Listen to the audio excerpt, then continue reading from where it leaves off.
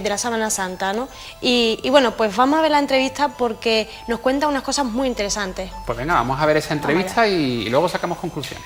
Mariano, ¿qué es la Sábana Santa? ¿Qué es la Sábana Santa? Parece una pregunta sencilla, pero la verdad es que conlleva a una respuesta muy profunda y muy dilatada y sobre todo muy polémica, ¿no? Desde hace ya mucho tiempo.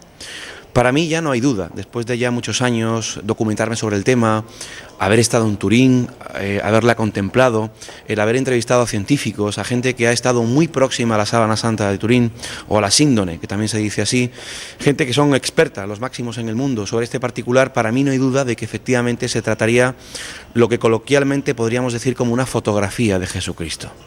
Y digo de Jesucristo, y además para mí no hay duda, insisto, se trata de la huella del cuerpo de un hombre que fue ajusticiado hace 2000 años y que las huellas están hablando por sí solas, son huellas de unas heridas, de una crucifixión y posiblemente de una resurrección, aunque esto nos lleve a pensar o a creer que es dogma de fe, de un hombre que fue crucificado, ajusticiado hace 2000 años, un hombre que tiene nombre y apellidos, se trata de Jesús de Nazaret y que desde la fe, para mí también, resucitó y que de alguna forma podríamos decir en síntesis que la Sábana Santa de Turín o síndone es un acta notarial cuya patente sería la resurrección.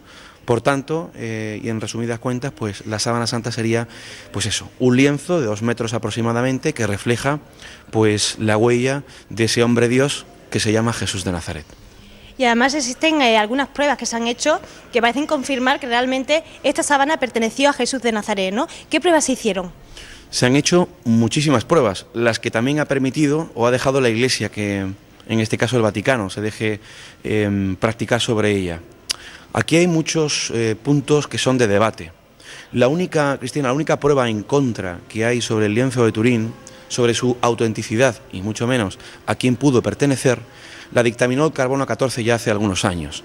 En todos los medios de comunicación general de este país, en España, así como en todo el mundo, unos científicos salían a la palestra informativa para afirmar categóricamente que el lienzo había sido datado al carbono 14 y que su datación estaba clara, del año 1260-1390, si no me falla la memoria.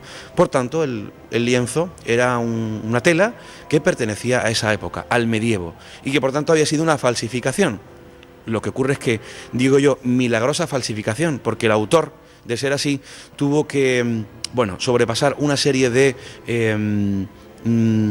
situaciones, de circunstancias, para producir esa imagen, esa chamuscadura, entre comillas, en el lienzo. Esa es la única prueba que hay en contra, la del carbono 14.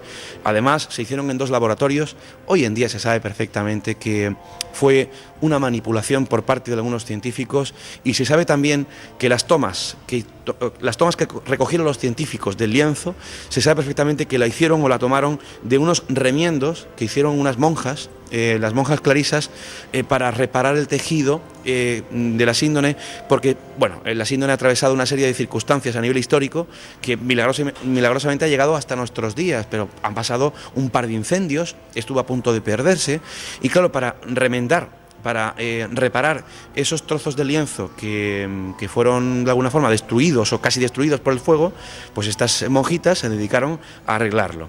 Y los científicos tomaron muestras de esos remiendos, con lo cual estaban datando algo que era mucho posterior a la datación antigua, o sea, al origen del lienzo. Hay más de 300 pruebas a favor de que la Sábana Santa de Turín pertenece a la época, estamos hablando de hace 2000 años, en la antigua Palestina, Galilea, y que efectivamente refleja las huellas, las heridas de un hombre crucificado y ajusticiado hace 2000 años. Más de 300 pruebas. Podemos encontrar pólenes. Se hizo un estudio muy profundo, muy interesante, de palinología, el estudio de los pólenes que contiene la Sábana Santa. Se han descubierto más de 30 tipos de pólenes de la época, de hace 2000 años, y de aquella región concretamente. Es decir, el presunto falsificador, y es un ejemplo y un dato, el presunto falsificador del medievo, de la Edad Media, tuvo que coger pólenes de aquella región y desde hace 2000 años, pólenes en el medievo ya inexistentes. ¿Cómo se explica eso? Amén de un montón de pruebas, de evidencias que encontramos en la síndone, que nos dan perfectamente la veracidad, la conformidad de que ese lienzo tiene al menos 2000 años de antigüedad. Además, la imagen que hay en el lienzo demuestra que la persona que fue cubierto por él tenía síntomas de haber sido torturado de la misma manera que fue Jesús de Nazaret. Evidentemente. Además, la prueba está en que uno, si lee los evangelios, se da cuenta de que efectivamente uno puede comprobar, y además ha habido, Cristina, numerosos estudios forenses sobre la síndrome de Turín. Y la síndrome de Turín, repito, es un acta notarial. Ahí está toda la información de un hombre que efectivamente ha sido ajusticiado tal y como se narra en los evangelios. Exactamente igual. La ley judía permitía 40 golpes menos 1, 39. El hombre de la sábana santa tiene más de 120 golpes en su parte frontal y dorsal. Y uno, si estudia esas heridas, se ve perfectamente que los que ajusticiaron al reo, insisto, para mí Jesús, sabían muy bien dónde golpeaban para no matar al reo. Cómo el hombre de la sábana santa porta un patíbulum. Todos creemos que Jesús portó una cruz. No, él portó la parte transversal de la cruz, que es el patíbulum, y se ve perfectamente la huella en la parte dorsal del hombre de la sábana santa. El golpe en la parte izquierda de la cara, junto a la nariz, etcétera, etcétera, etcétera. El hombre de la sábana santa nos está verificando lo que alguien escribió en los evangelios. Y por otra parte, tenemos el mayor misterio de todos, el cómo se produce esa imagen ahí, que también ha sido investigada y que nadie a día de hoy sabe cómo se ha producido. Sí, porque por lo visto se piensa que bueno, la sábana puede ser como una especie de chascurrío, ¿no? Que tenga... ¿Cómo se formó la sábana? ¿Qué es lo que se piensa o qué hipótesis existen? Hay muchas hipótesis, pero es muy importante resaltar lo siguiente. La síndrome de Turín no tiene ningún tipo de pintura, ningún tipo de resto añadido, ningún tipo de sustancia que haya producido esa imagen, esa huella, esa chamuscadura, entre comillas. Decimos chamuscadura por poder aplicarle una palabra. Muchos hablan de una energía, otros hablan de irradiación, pero nadie puede confirmar nada desde la ciencia. Por eso pienso que la síndrome de Turín no solo es un reto desde la fe, sino también un reto científico. Es un enigma para la ciencia. Por tanto, yo pienso, Cristina, es una teoría, una hipótesis que no es mía, evidentemente, sino de otros investigadores que apuntan en esta dirección, a que efectivamente el tejido tuvo que sufrir algún tipo de oxidación rápida, muy rápida.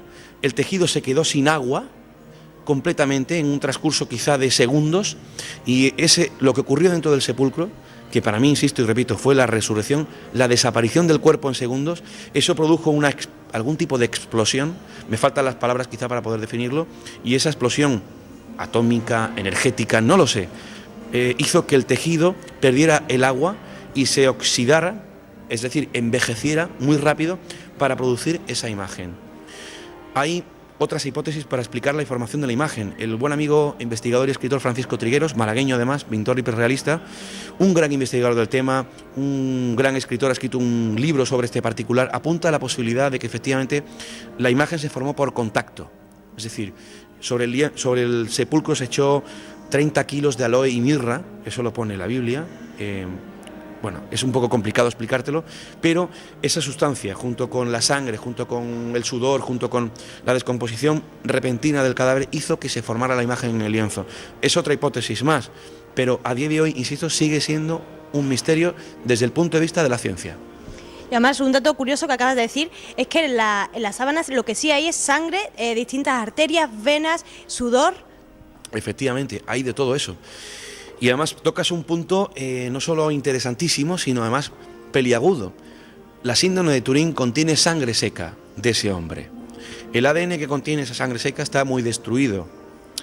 Hay otro lienzo aquí en España, concretamente en el norte, que es el Sudario de Oviedo, que contiene el mismo grupo sanguíneo. Ha habido un estudio y una investigación por parte del Centro Español de Sinología, al cual pertenezco, que nos han dado toda la información y toda la investigación sobre este particular, el sudario que se custodia en la Catedral de Oviedo. Tiene el mismo grupo sanguíneo y esa sangre se conserva bien, el ADN está bien. El grupo es AB. Y además, el estudio complementario entre la síndrome y el sudario nos dicen que fue de la misma época y además posiblemente, casi con toda seguridad, aplicados al mismo hombre. Por tanto, todo lo que refleja la sábana santa en cuanto a reguerillo, sangre, todo eso también es información. Y yo me pregunto, y ya ha habido colectivos, sobre todo de Estados Unidos, fanáticos, que han querido extraer o conseguir parte de ese ADN de la sangre seca para intentar clonar el cuerpo de Jesús. Hablamos del cuerpo, pero yo me pregunto en qué medio pueden utilizar ese cuerpo, económico, político, religioso. Es un asunto que desde luego pone los pelos de punta. Pero sí, efectivamente, Cristina, si uno indaga y profundiza la Sábana Santa de Turín, se da cuenta de que hay mucha más información de la que uno pueda sospechar o imaginar. Luis Mariano, no tenemos mucho tiempo. Para concluir, ¿qué destacarías tú de esta sábana? Esa es la pregunta de millón. Mira, yo te puedo hablar de mi experiencia y es una experiencia muy personal y muy desde los sentimientos, porque claro, si estuviésemos hablando del sudario de Tutankamón o de Ramsés II o de Napoleón, la incógnita se habría despejado, eso está clarísimo. Pero claro, estamos hablando de el hombre más importante de la historia, el hombre que ha cambiado la vida de millones de personas, el Hijo de Dios, ahí es nada. Por tanto, yo creo que el interés en seguir ocultando y tapando y manipulando va a estar siempre ahí. Lo que yo creo es que, y te lo he dicho en un principio, que la Sábana Santa es un acta notarial cuya patente es la resurrección. Para mí es la fotografía de Jesucristo y para mí es una imagen que la inteligencia de aquel fenómeno, que yo creo que estaba Dios, su Padre, detrás de todo esto hace 2000 años, hizo que el hombre del futuro tuviese una prueba 2000 años después de que el hombre tenía que creer en ese legado, en ese personaje que fue maravilloso, que fue un revolucionario del amor, como fue Jesús de Nazaret. Muchísimas gracias, Luis Mariano. Gracias a ti, Cristina, y un abrazo a toda la audiencia de este programa. Pues desde aquí agradecer a Luis Mariano el que atendiese las cámaras de Málaga Antena y a Cristina Candela. Y bueno, Cristina, para concluir nosotros ya aquí en plató, aparte de todo lo que ha comentado Luis Mariano en la entrevista, ¿hay algún dato o algún detalle que para ti pues sea clave para afirmar que la sábana de Turín, la Sábana Santa de Turín, cubrió el cuerpo de Jesucristo? Pues la Sábana Santa es que está llena de pequeños detalles, ¿no?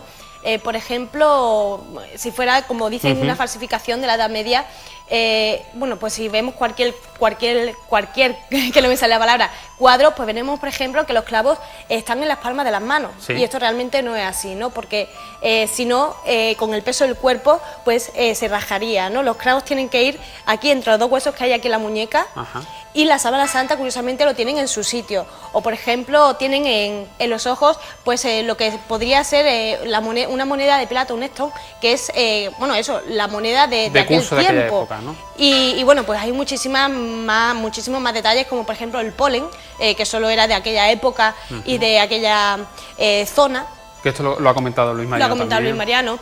También, por ejemplo, bueno, pues se sabe cómo la sangre, bueno, pues que la sábana realmente no está ni pintada ni nada añadido, ¿no? Sino que fue, como ha dicho Luis Mariano, por una especie de energía muy fuerte que duró milisegundos y que produjo esa sábana, ¿no? Que dejó plasmado, ¿no? Esa energía enigmática, desde luego, pues dejó plasmada todos esos detalles en esa sábana. Claro, y además no solo los detalles que te cuento, sino que, por ejemplo, la imagen de la Sábana Santa concuerda perfectamente con lo que dicen los evangelios sobre la tortura y el martirio que sufrió Jesús de Nazaret. Bueno, lo tenemos que dejar aquí, Cristina. La semana que viene probablemente estás ya tratando un tema que, si da tiempo, pues será el que hablaremos la semana próxima.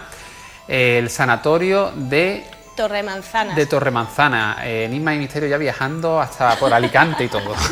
Sí, además la verdad es que es un sanatorio que impone y que, bueno, tiene mucha historia detrás, ¿no? Es un edificio actualmente abandonado, ¿no? Sí, está abandonado y bueno, allí se dice que ocurren fenómenos paranormales. Nosotros la verdad es que no vimos ninguna cosa especial, aunque sí grabamos muchas psicofonías, que ya las pondremos. Y bueno, pues daremos algunos detalles que son desconocidos.